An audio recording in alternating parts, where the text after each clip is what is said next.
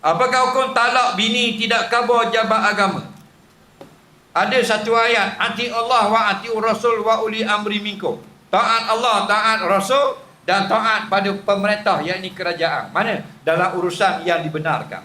Termasuk dalam ketetapan oleh Mahkamah Syariah, hendaklah kita melaporkan lapas-lapas talak yang sudah kita lapaskan kepada isteri. Asal dalam hukum syarak tidak perlu kita laporkan.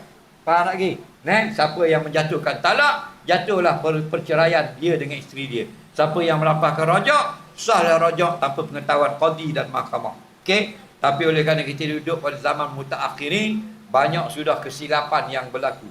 Lapas yang jatuh dikata tak jatuh, lapas tak jatuh dikatakan jatuh. Harus sekali kerana kita ramai hak jahil dah, tak reti hukum talak, tak reti hukum cerai nikah, maka syarak ataupun mahkamah nak dengar sekali lagi dalam laporan itu, adakah lapas talak itu menyebabkan jadinya perceraian atau tidak.